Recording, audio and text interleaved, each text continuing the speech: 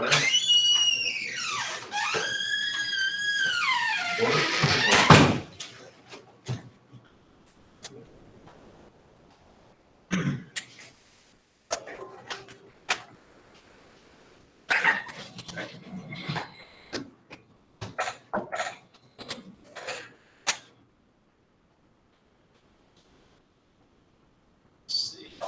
right, 8 o'clock. I'm just going to call out the names of people who I don't think are here, so if I'm wrong, correct me. Carr, Dunlap, Smith, Davis online, Carr's here, Newton, yeah, Newton, all right. Stanley, Whitaker's here. Vega is not here. Page, Valdez, Sims, everybody else is here, right? Did I miss anybody? All right, I'm gonna start slow. Since we have a few people missing, hopefully they'll show up, but most likely it's because it's a Monday and they choose to do the video later. Can't say that outright. Anyway, I'm sure you guys have got the announcements, but I want to verbally remind you what's going on with lab. So this is an important lab. This is the photosynthesis respiration lab, and that's the one you have to write the lab report on. So again, it's very important. Also, it's a long one and a little bit relatively complicated. So because it's so important and because it's relatively complicated, I've actually broken it down into 2 weeks. So this week, we're doing nothing but the pre-lab lecture. We're gonna have the pre-lab lecture this week. I'm gonna explain everything, how it's gonna work, how to write a lab report, all that's gonna be this week. And then next week, we'll actually do the lab. We're gonna come in and just jump right into it because it's a long lab. So that'll save us some time. So that being said, you don't have to come to lab on Wednesday if you are, because I've already done the pre-lab lecture. I've already recorded it. There's already questions for it. So if you watch the video and answer the questions and score at least a 70%, then you don't have to be in lab on Wednesday. Does that make sense? Okay. If you feel like you want to be in lab on Wednesday and don't want to watch the video, that's fine. And this is how you're going to do it. Just the same way, like if you're online right now, we're going to meet online for lab on Wednesday. I'm not going to be here in person. There's no reason to be because we're not doing the experiment until next week. So again, if you don't do the questions, meet online Wednesday at noon. And like I've shown you right here, that's how you meet online. You just go to Google Classroom under Stream, oops, and hit the join button. And of course, if you're online right now, you already know how to do that, obviously.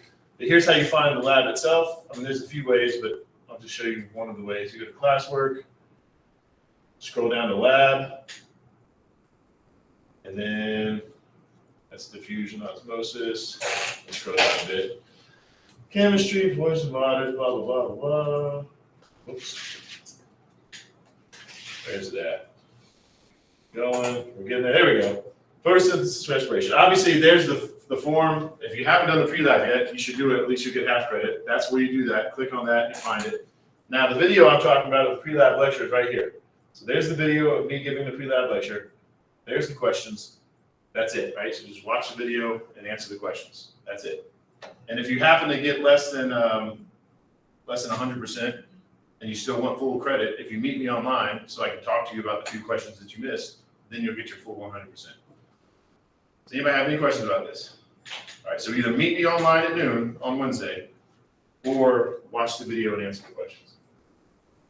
So if there's no questions, let's jump into the material. Where are we at? There we go. Good. So to remind you guys, if you're online, you need to send in the attendance words before 9 a.m. Otherwise, just answer the questions that I'll post later. And let's say the first attendance word is clock tower. As you can see right there, we'll just choose the thing that's in the picture. First word for attendance is clock tower. All right, before we start chapter 6, let me ask you this. And I told you if you remember anything from chapter 5, remember this one thing. There's a lot of stuff you need to remember. But if you remember the one thing, it's this. Let's see who remembers it. What is it the cells need to survive? How do cells get their energy? What chemical or what molecule do they use directly to get energy? You need to know that. Good, ATP. If you forget everything else, and just remember one thing from chapter 5 is that cells need ATP to get energy. So then the question, and I've only told you this maybe once, so if you don't remember it yet, don't feel bad. But the question is, what is the name of the process where we make ATP? How do we make ATP? What's the name of the process that makes ATP? Good. Cellular respiration. That's where I was getting at. And that's what we're about to talk about, right? So I'm going to abbreviate it for this CR, right? Cellular respiration is how we make ATP. And just so you know, as you're about to learn, we make it by breaking down glucose. So then the next question would be, if we make ATP and cellular respiration by breaking down glucose, then the question is, where do we make glucose? And the answer to that is photosynthesis. So again, this is the map of everything we're learning in this exam. Chapter 5 basically says cells need ATP. Chapter 6 says, all right, well, this is how we make ATP by breaking down glucose. Then chapter 7 says, okay, well, this is how we make glucose. So again, this whole exam, this will probably be a test question too. If you had to sum up this exam and talk about the one property of life, one of the 8 properties of life that you learned, and I were to say, well, what is it? The answer is it's the transfer of energy, right? This whole idea that living things need energy and we have to convert it from one form to another. So this whole exam is about that one property of life. Anyway, any questions? All right, let's start off with this. What's this a picture of? Anybody know? Yeah, it's a brain. I'm trying to remember exactly what your book says about it. Oh yeah, it says that the cells of your brain burn through 1/4 pound of glucose each day. Think about that. That's a big chunk of glucose, right? Meaning, when people think about burning calories, they think about working out or running, something like that, or even just being awake and moving around. But even just being alive and your brain working, that also burns calories. That also burns glucose. Here's something that we've kind of hinted at earlier. First of all, can you tell what that's a picture of? Yeah, it's a car, right? Probably, sports car, and they've got a little intake there, I think hinting at the fact that we're talking about the car needs air coming in to work. And this goes back to the picture that I showed you in chapter 5 and chapter 3 as well, where we talked about how cars and humans are sort of similar in that we need energy, right? So we get energy. With cars, you put in gasoline. With humans, you eat food. But it's almost the same process in that we take that fuel energy and we break it down in the presence of oxygen. That releases energy. For us, that keeps us alive. For the vehicle, it gets it moving. And the byproducts are the same. Carbon dioxide, water. And we're going to learn about that too. And then, of course, actually, this one's not I don't think this is a good one. Can anybody even tell what that's supposed to be? Maybe focus on that. Most people don't even recognize what that is, but I don't know. Any guesses what that is? It's okay. That's soy sauce. So your book also talks about the fact that we make soy sauce in a process called fermentation. So all 3 of these things we're going to learn about in this chapter, right? We're going to learn about cellular respiration. We're going to learn about fermentation. So anyway, let's move forward. Your book always starts off with this, biology and society. Again, as a reminder, I'm going to skip it.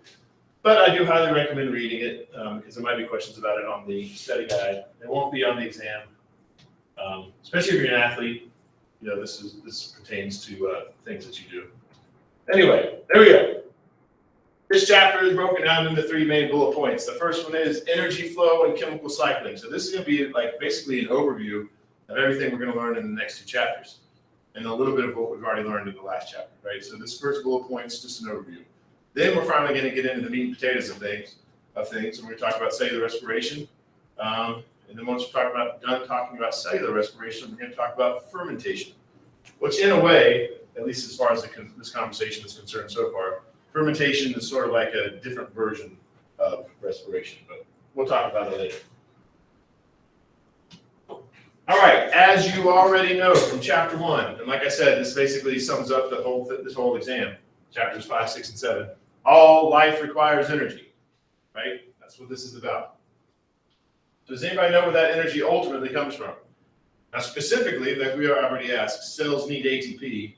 That is the molecule that they use for energy. But ultimately, the energy didn't come from ATP, right? Because like I said, we break down glucose to make ATP. So ultimately, in the big picture, for the most part, where did all this energy come from on Earth? There's a few exceptions.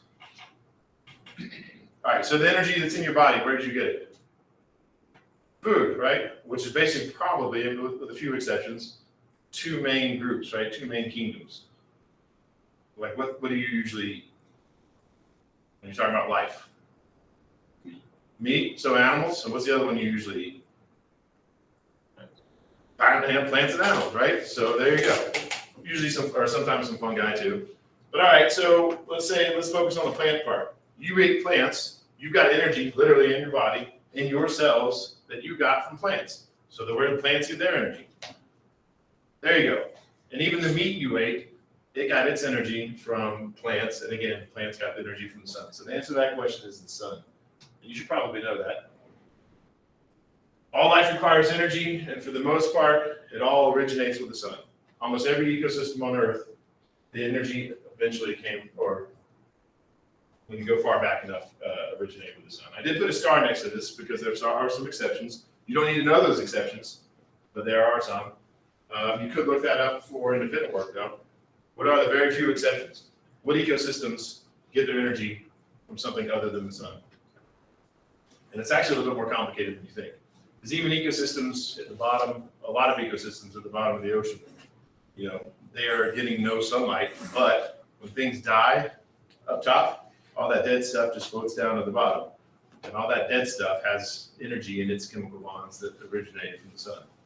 But anyway, you don't need to write this down yet because we're going to have a whole chapter on it, but photosynthesis is the thing, it's the process that converts sunlight energy to chemical energy, specifically by making sugars and other molecules. So again, I'm giving you the overall show right now, just like I did right here. We need ATP. How do we get it? We get it by breaking down glucose. Where do we get glucose? Photosynthesis. So animals depend on this for food and more, right? So we need photosynthesis. Without photosynthesis, animals wouldn't be alive, even though we don't photosynthesize. Again, the energy originates with the sun. So know that for the exam. In fact, I'll go ahead and circle that. This is a reminder. Know these two bullet points for the exam. All life requires energy. And as far as we're concerned in this course, all that energy originated with the sun. Any questions about this slide? All right, this next bit of information I'm going to tell you again is just an overview. I wouldn't write any of this down either because this is actually something we're going to come back to later in the semester when we talk about ecosystems and communities. So right now, this is just an introduction. Again, it's the big picture. But here we go. Plants and other autotrophs, they make their own organic matter. So all these things that we learned about chapter 3, the carbs, the lipids, proteins, nucleic acids, plants, they're the things that make it. Well, technically autotrophs too. The reason I'm differentiating here, the reason it says plants and other autotrophs, we're mostly going to say plants and focus on plants, but anything that photosynthesizes is called an autotroph, and it does this. So, for example, algae, a lot of people don't consider algae plants, they consider that a completely separate thing. There's some bacteria that is photosynthetic, so yes. From here moving forward, whenever I use the word plants, keep in mind that there are also other things that photosynthesize, and that involves everything. Matter of fact, for some of you who have done the pre-lab, you'll notice that you probably use the word plants a lot in your pre-lab.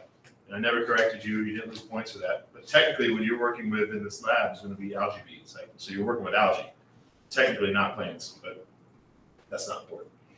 Anyway, so yes, it's these autotrophs that make these things. So all these organic materials, organic materials, but all the carbs and lipids and proteins and nucleic acids, I shouldn't say all of them, but for the most part, a lot of them had to come from autotrophs. Without them, we just wouldn't have life as we know it.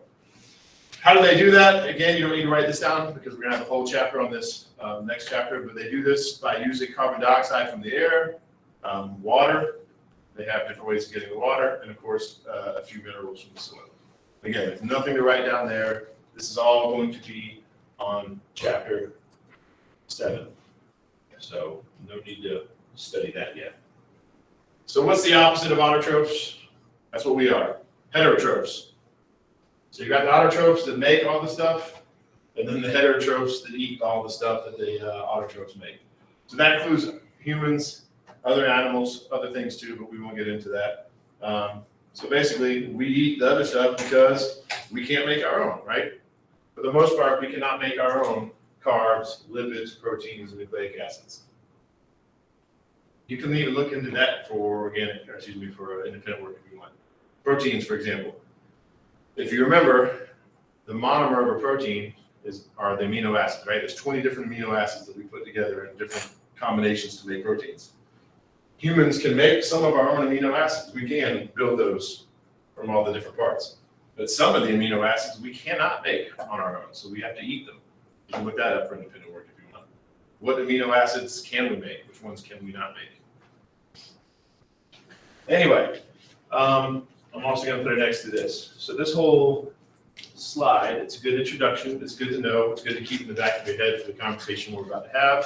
But as far as studying is concerned, I wouldn't worry about this yet. Because this, we're going to talk about again in chapter 7. And then both of these things we're going to talk about in chapter 20, I think, chapter 19. All right. Any questions about that slide? The next slide is also going to have the next attendance word. Not that anyone needs to know this, but can someone tell me what kind of animal that is? Koala. Yes, koala. And that is the next word for attendance. Koala. If you're into that might be something else you look into for independent work. Just people like koalas, right? Maybe write a short paper about koalas. They're actually some of the dumbest animals on earth. And a lot of them are dying from STDs. So look it up if you want. It's an interesting topic. Anyway, back to what we were talking about. Again, most ecosystems depend entirely on photosynthesis for food. Again, there are some exceptions. Again, think about like the bottom of the ocean, right? There is no sunlight, so there's no photosynthesis happening in those ecosystems, but they still do depend on photosynthesis for food because, again, the things die up top and just float down to the bottom eventually. Anyway, here's some new words. I'm going to put it next to this because this is going to be in chapter 19, so you don't need to know them yet. This is just an introduction. So those autotrophs we talked about, all those things that do photosynthesis, those are called producers. Everything else that eats the autotrophs, those are called consumers. And then there's other things that we talk about in chapter 19 that we don't talk about now. Like, for example, when you die and rot in the ground, you have things like decomposers, right? Things that don't photosynthesize, but they're eating you instead of eating plants. Anyway, any questions about that slide? All right, here's another big overview. If you're taking notes, you can still give your note-taking hand a rest. This is all just an overview.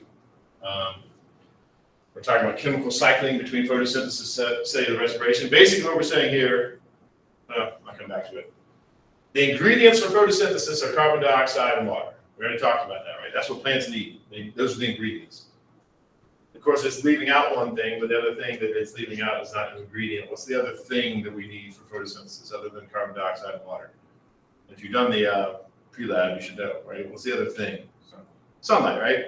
But it's not an ingredient. When you think about it, like when you talk about the ingredients to make a cake, you say some sugar, some flour, some eggs, whatever else, but you wouldn't list the oven as an ingredient, right? You still need the oven, but it's not an ingredient.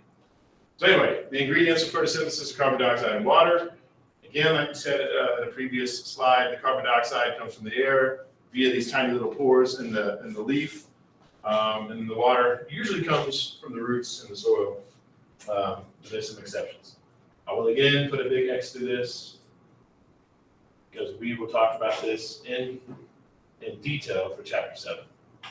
But just an introduction. This is how your book teaches it, and I teach out of the book. Any questions about this slide? All right, same story for the next slide. You don't need to memorize any of this because we will talk about it in chapter 7. But in these leaves of these plants, there's these things called chloroplasts, and those are the things that use the light energy and rearrange the atoms of the water and the carbon dioxide to produce, well, as far as we're concerned, glucose. So the same way, every time we talk about photosynthesis, I'm going to keep saying plants, plants, plants, and I told you to keep in the back of your mind, there's also other things like photosynthetic bacteria and algae and things like that. The same thing goes for this. In this conversation, we're going to keep talking about glucose, and that's what you're going to get tested on. But just keep in the back of your mind that there are things other than glucose that are getting produced. And you can look that up for independent work if you want as well. So we're going to focus on glucose, but what are the other things that photosynthesis produces? And then, of course, your book points out that a byproduct of photosynthesis is oxygen. So all this oxygen that we're breathing is because of photosynthesis. So again, without photosynthesis, we wouldn't be here, right? Animals wouldn't be alive because we wouldn't have any energy, we wouldn't have anything to eat, and we wouldn't have oxygen to breathe. Does anybody remember the analogy I was using in in chapter 5 when I showed you this crossbow. No guesses? All right. So I was basically talking about potential energy, right? Specifically chemical energy. I said however much energy is used to build a molecule is how much energy is there to be released when you break that molecule down. I said the more energy it takes to build it, the more energy there is to be released. Sort of like this crossbow, right? The more energy it takes to pull that thing back and click it, that's how much energy is there to be released once you pull that trigger, which would be the same as breaking down the molecule. Which brings us to our next slide, where your book points out that animals and plants use the products of photosynthesis as a source of energy, specifically a chemical process called cellular respiration, which harvests energy stored in sugars. So there we go. There's the first, I guess, as far as the exam is concerned, the first main important bullet point, or the most important bullet point we've had so far. So know this. Cellular respiration is the chemical process that harvests the energy that is stored in sugars. And again, I put a star next to that because it's not just sugars, it's other organic materials too, but we just focus on sugars in this class. So know that. Know what cellular respiration is. Also, your book says that animals and plants use the products of photosynthesis. But it should be noted that other things do too. Protists, right? It's not just animals and plants, it's also protists, bacteria, fungi. A lot of things use the products of photosynthesis as a source of energy. But it's a 100 level course, so we just focus on plants and animals. Also, let's focus on this. People mess this up a lot, especially in the lab. Plants also use the stuff they make, right? So they're making glucose. And yes, animals eat the plants and get the glucose, but plants use it too. Plants have to respire. So don't think that plants do photosynthesis and animals do respiration. That's a correct statement. But a more correct statement says plants do photosynthesis and cellular respiration, right? It's not like they just make the glucose and they're done. They still need ATP. They still cannot use the glucose directly, so they have to go through cellular respiration to make ATP. That will definitely be a test question, and someone's definitely going to screw that up on the exam. Someone's definitely going to screw it up on the lab, but I'm telling you right now, plants do photosynthesis and respiration. Photosynthesis itself is not enough. No cells can use glucose directly as a source of energy. All the cells have to convert it to ATP, even plant cells. So any questions about this slide? Of course, that picture, again, the idea of the crossbow, right? So all that energy is ready to be released when he pulls the trigger. Just like all the energy is ready to be released when you eat the sugar, that releases the energy. Here's some more stuff that you need to know for the exam. Respiration uses oxygen. Go ahead and write that down. Respiration uses oxygen. Another way of saying that is, and let me just write it here. Respiration uses oxygen, right? Another way of saying that is oxygen is a reactant. Let's review, right? Oxygen is the reactant. You need to know that.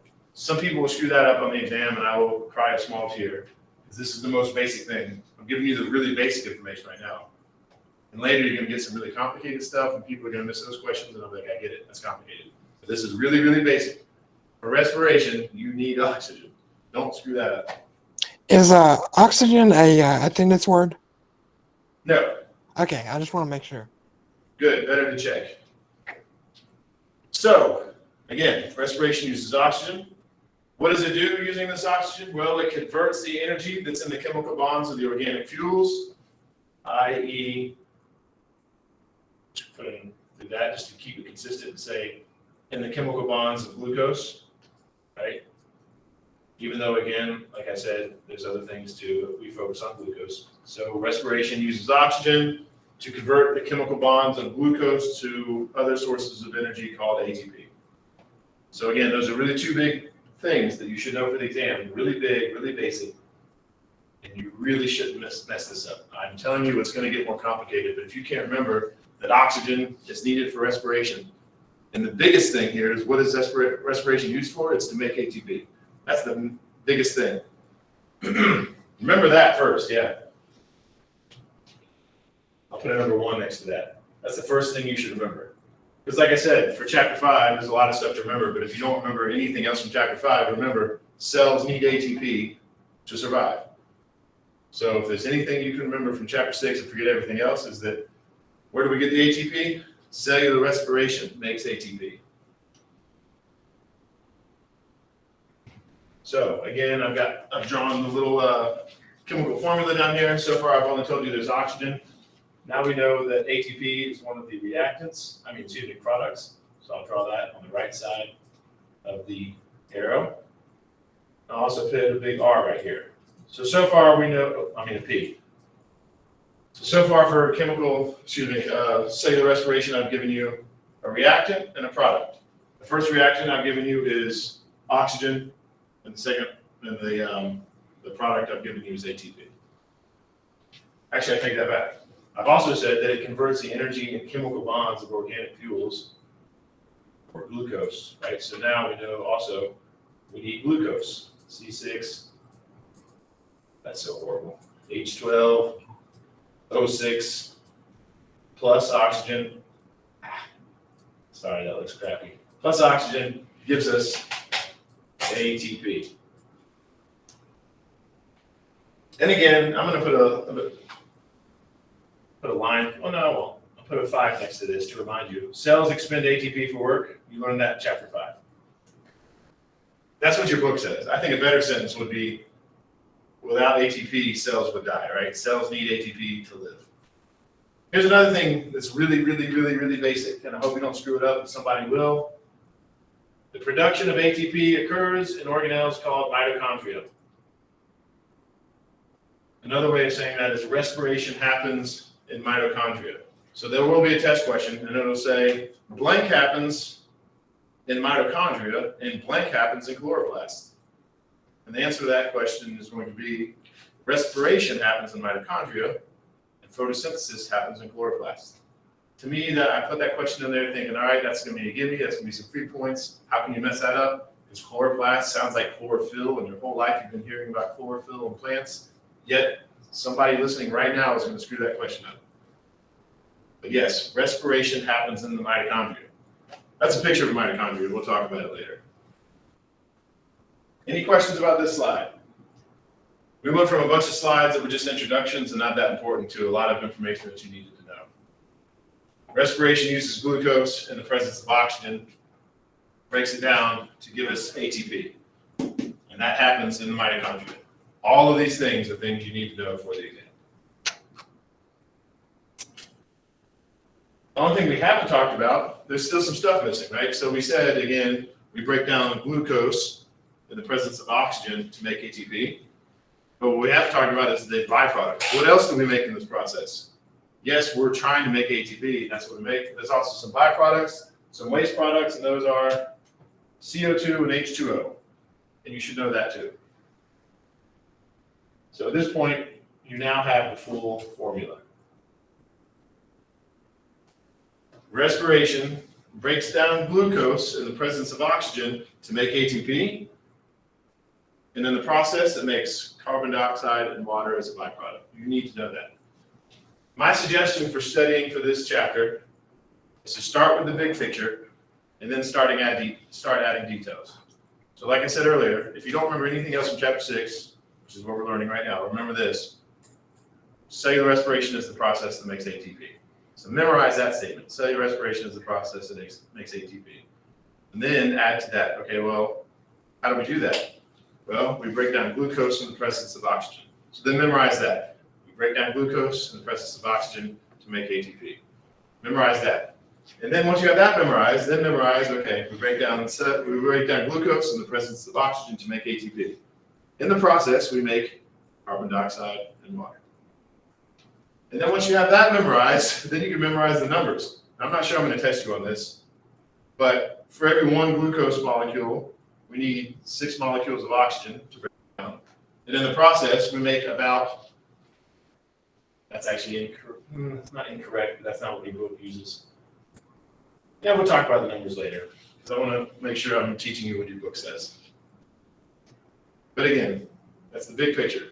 When you're studying, memorize this before you add details. Because here's what's going to happen. Later, and you're gonna get a test question on this, I'm gonna say, which stage of respiration uses the glucose? Which stage of respiration uses the oxygen? Which stage of respiration produces the carbon dioxide? Which stage produces the water? Which stage produces the ATP? So again, the first thing you should memorize is this, and then we can start working on those details and learning when this happens and where this happens. Anyway, your book also points out that the waste products of respiration, which again are the carbon dioxide and water, happen to also be the same ingredients used for photosynthesis. Basically, it's the circle of life, right? So photosynthesis produces glucose and oxygen. That's the products of photosynthesis. But those products of the photosynthesis also happen to be the reactants of cellular respiration. So again, we break down the glucose in the presence of oxygen to make ATP, and then the byproducts are carbon dioxide and water, which again goes back into the atmosphere, goes back into the ecosystem, and then plants use that and the cycle continues. So any questions about this slide? All right, the next word for attendance will be this thing. Anybody tell me what that is? Fox. Yeah, fox. So that'll be the next word for attendance. Fox. Anyway, so now that you've had some really specific information, we're going to back up a little bit again, and we're going back to the overview. The book points out that plants make more glucose and other stuff than they need for fuel, right? So again, plants do respiration. I keep emphasizing this. They don't do just photosynthesis. They also need to do respiration. So the stuff that they make, they use for respiration, but they make more than they need. What is that used for? Well, for plant growth, because as we learned in chapter 3, cellulose is the most abundant organic molecule on Earth, because that's the thing that basically makes up the plant cell wall, therefore the thing that makes up plants. And as you also know from chapter 3, they also store energy in the form of starch. Unlike us, right? Animals use it, glycogen, but yeah, plants use starch. Anyway, obviously people take advantage of this by eating plants. So nothing new there. Also, I'll put a big X to this. This is a great big picture thing, a good thing to keep in the back of your mind as we have this discussion, but I'm not going to ask you anything about this on the exam. You've already been tested on cellulose and starch, so that's behind us. So any questions about this slide? Making good time. That means we have finished the first major bullet point. The first major bullet point was a really, really big overview, which is what I gave you before we even got started, right? A really big overview is that cells need ATP, chapter 5. We get that by a process called cellular respiration, which is what we're in right now, chapter 6. And then how do we get the energy or the glucose for cellular respiration? A process called photosynthesis, chapter 7, right? So that's everything we just learned in that first main bullet point. Now we're going to the second main bullet point. Cellular respiration, which is the aerobic harvest of food energy. So some of this is going to be repeating some of the stuff I already told you. Again, I teach out of the book. This is how the book presents it, so do I. But cellular respiration is the harvesting of chemical energy from organic fuel molecules. Organic fuel molecules, AKA, or as we're going to refer to it, is glucose. So again, I'll remind you, in this chapter, actually this whole exam, these 3 chapters, I keep saying glucose, but keep in mind, glucose also does include some other organic fuel molecules, but we're going to keep talking about glucose. Like for example, how many of you had breakfast today? You, just you. Did you have anything to eat other than glucose? I mean, like, let me just ask you, what did you have to eat? See, oatmeal. So she didn't sit down and have a bowl or a glass of glucose, right? She ate other things, which is what I'm getting at here to remind you. Yes, we keep talking about glucose, but obviously humans don't just walk around eating glucose. We eat other things, but we focus on glucose. Cellular respiration is also the main way that chemical energy is harvested from food and converted to ATP. You don't need to write that down. This is just still sort of an overview. And I said the main way because there are other ways, and we're going to talk about that at the end of the chapter. That's fermentation. Here's another thing we've already told you. I'm going to circle it because it's important. Cellular respiration is an aerobic process, meaning cellular respiration requires energy. Oxygen. It does require energy too, but it requires oxygen. I keep telling you, you need to know that. That's one of the big things you need to know for this exam. Cellular respiration requires oxygen. So if you weren't in a biology class and someone asked you what respiration is, like let's say your little 6-year-old came up to you and said, hey, I'm learning in school, can you tell me what respiration is? What would you tell that 6-year-old who said, what is respiration? And forget about biology, forget this discussion we're having right now. What is respiration when we're not talking about this? You guys know this. What is respiration? Is it breathing? Thank you. Yeah, was that Wazelle? That doesn't matter. Okay. Yes, when you're not talking about this, respiration is breathing, right? Respiration is breathing. And the reason I say that is to help you remember, breathing is to breathe, bring in oxygen and put out carbon dioxide, right? So hopefully if you can remember that the reason you're breathing is to bring in oxygen, you can remember that cellular respiration requires oxygen. And again, someone's going to screw that up on the exam, and I'm going to cry a little bit. Always makes me sad, because that's one of the most basic things. How do you not know that? I've told you a million times, and you grew up listening to it. Cellular respiration, any respiration, requires oxygen. Anyway, it also requires the cell to exchange gases with the surroundings. Again, like I said, you need to take in oxygen and get rid of carbon dioxide, and you do need to know that for the exam. And again, like I said, respiration, not cellular respiration, but breathing, that's why we breathe, right? We breathe, we take in carbon dioxide. We take in oxygen, we get rid of carbon dioxide. This is basic stuff you've been told your whole life. Any questions about this slide? Okay, the next slide is just a picture of what I've shown you. And I like this picture because it includes respiration as we usually think of it, the breathing, but it also, that's pretty much all it shows actually. She's breathing in a lot of stuff, but she's after the oxygen. It comes into her lungs, it diffuses into her bloodstream, and the bloodstream takes it to these cells. In this particular case, it's the muscle cells because she's running. So then that diffuses into the cells. Then we go through cellular respiration to make carbon dioxide, which then gets diffused back out into the bloodstream, which then goes to the lungs and gets diffused back out, comes out of the mouth. So that's the respiration I think most people know.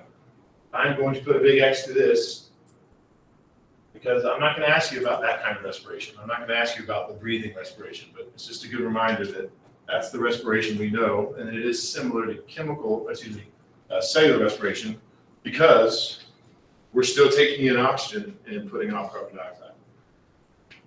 So we're about to get into it, and I'll tell you this, cellular respiration is broken down into 3 stages. You're about to learn about all 3. I'm just gonna put 1, 2, 3 right now. Now go ahead and tell you this. So when I'm teaching you this, you keep this in the back of your mind. Most of this exam for cellular respiration is going to be differentiating between one of the 3 stages. So for example, I'll say, which stage uses oxygen? And you'll have to tell me which of the 3, right? That's how the multiple choice will go. Or I'll say, which stage produces carbon dioxide? And you'll tell me which of the 3. Which stage produces ATP, which stage uses glucose, all that stuff, right? So when I'm teaching this, keep that in the back of your mind. That's mostly how the exam's going to go. And that being said, and I'm going to tell you right now, it is a little bit complicated. I admit that it's complicated. But historically, I have some students that say, why do we have to learn this? This is so complicated. We're not even biology majors. And I'll show you, here's just one example of something that we learned as biology majors, as undergrads. So this is respiration using something other than glucose. Sometimes we use glucose, but there's different things we can use. And I'm just showing you this to say, don't worry about this and put it next to it. You don't need to know this. The point being, no matter how complicated this seems, keep in mind you're actually getting the Cliff Notes version. So when you're getting frustrated and be like, this is ridiculous, I'm not a biology major, I don't need to know this much detail, keep in mind you were getting the Cliff Notes versions. And on top of that, as I'm teaching it, you'll hear me say a lot in this chapter. I'll say, you don't need to know this for the exam. You don't need to know this for the exam. Because even on top of the book giving you the Cliff Notes version, I even distill it some more and say, okay, you don't even need to know this detail that the book is giving you. All right, moving forward. So what we're going to do first, before I give you the specifics of the first, second, and third stage, is I'm going to give you an overview. And this is a great way to study it too, because that's what you should learn first, is the overview. Learn the big details, and then start filling in the gaps. And then once we've done the overview, and I've given you, the big information, that's what we'll do. Then we'll actually go in and fill in the gaps. So hopefully, if I can time this right, we can do the overview today, and then come back on Wednesday and start getting the details. Let's see, the next word for attendance is going to be, I'm gonna circle it. Yeah. Sometimes I like to do that, as you guys know. I don't always say them. So if you're watching the video, if you're watching online right now, you've got your eyes closed, just open them for a second, because that's your next word for attendance. It's at the bottom right of the screen. Anyway, again, like we keep saying, life depends on the transformation of energy and matter. That is one of the processes, one of the properties of life. Just a reminder, that's why we're talking about it. Few of these transformations of energy is as important as the conversion of energy from fuel molecules to a form that the cells can use directly, which, as we know, is ATP. This whole slide is just an introduction, right down here. And again, as we've already said, most often the fuel used is glucose, right? So C6H12O6. No new information there. This is just an introduction. Here again, that's what you need to know, right? You need to know this. This is the big picture. Memorize this before you start filling in the details. And I'm going to repeat it because that'll help you remember it. The purpose of cellular respiration is to make ATP. We do that by breaking down glucose in the presence of oxygen, right? And in the process, we also make some byproducts called carbon dioxide and water. So memorize that. Then we'll start getting into the details, which is what we're about to do. And like I said earlier, once you memorize this, then maybe start remembering the numbers, which is pretty easy. Basically, for every one molecule of glucose, it's 6 molecules of everything else. So for every 1 molecule of glucose, we need 6 molecules of oxygen. We produce 6 molecules of carbon dioxide and 6 molecules of water. And I'm going to put question marks next to all those, because historically I've never asked you to know those numbers. And I'm not sure if I'm going to do it or not this semester. We'll put a big circle next to this because you do need to know this number. For every 1 molecule of glucose, we produce about 32 ATP. So know that number. That will be a test question. Any questions about this slide? Basically, it's something you've already seen. All right, let's move forward. Cellular respiration consists of about 24 chemical reactions. Each one has its own specific enzyme. I'm going to put an X to that because I'm not going to test you on that. But it is something worth mentioning and worth remembering, especially for the lab, right? Because in the lab, there's one experiment where you do respiration on ice and respiration in room temperature. So keep in mind that enzymes function at specific temperatures.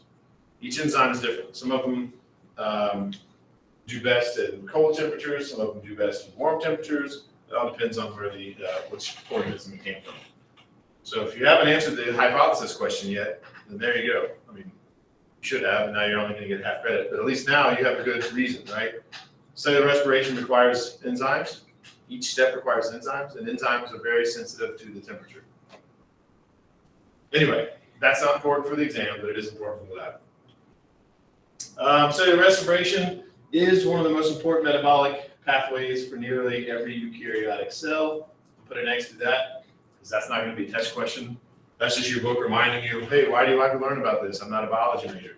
Well, this is why. It's because it's one of the most important things, right? Without this, we would be dead. I will also point this out for an idea for independent work.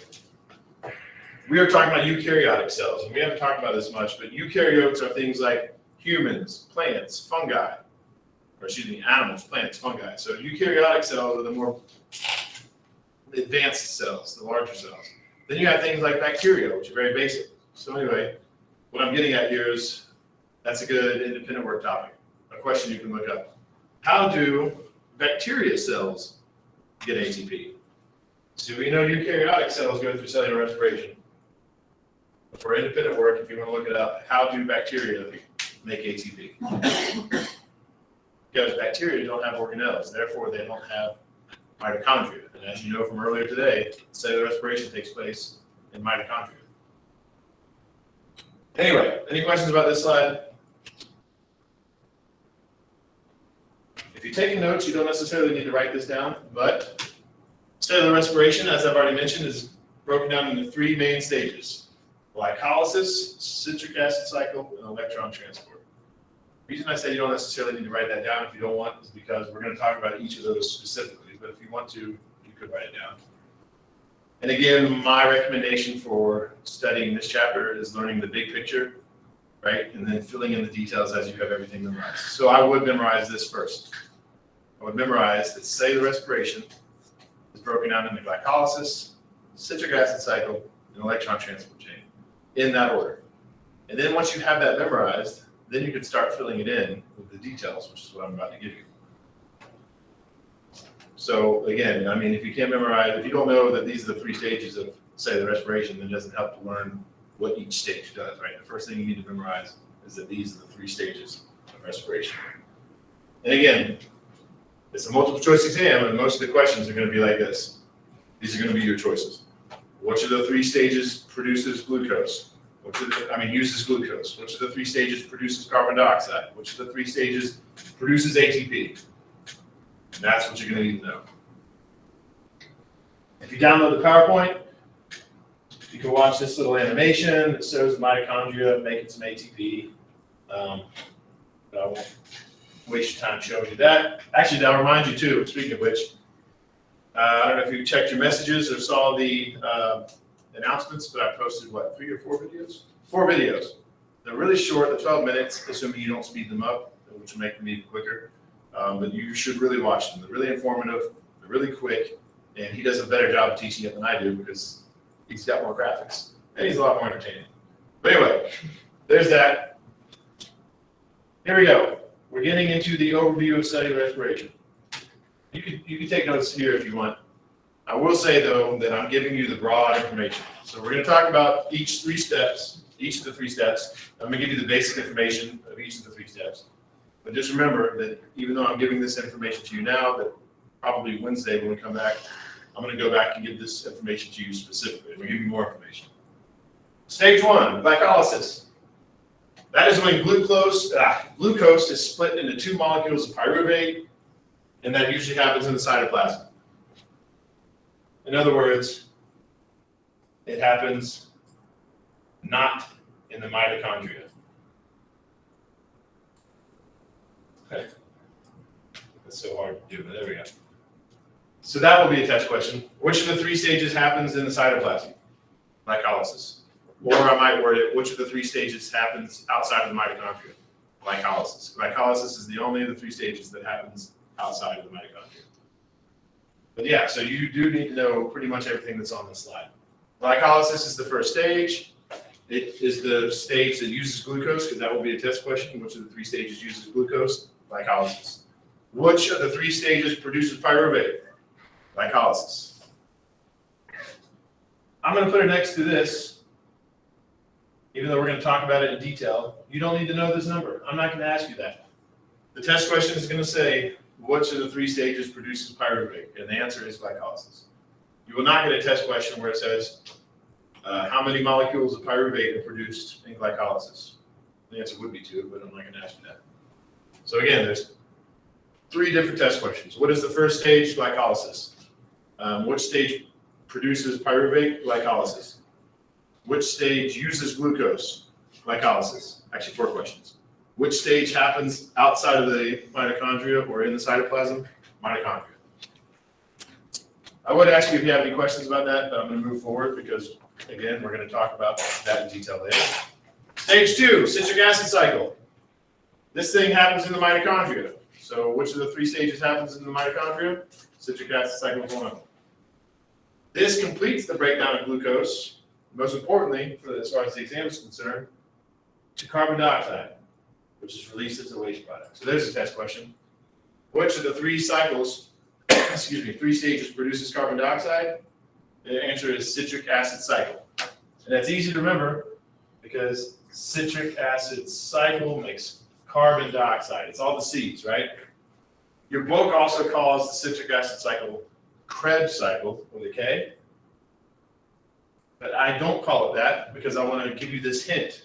Citric acid cycle produces carbon dioxide. Anytime you have a question about carbon dioxide in this exam, the answer is going to be some sort of cycle. In respiration, it's the citric acid cycle. It's a different cycle in photosynthesis. But whenever you think of carbon dioxide, think of a cycle. And that's it. When we come back on Wednesday, we'll talk about the third stage, and then we'll start talking about them in detail. Let's say the last word for attendance is lab. Like, you should watch the video so you don't have to come to the lab or meet us online at the lab on Wednesday.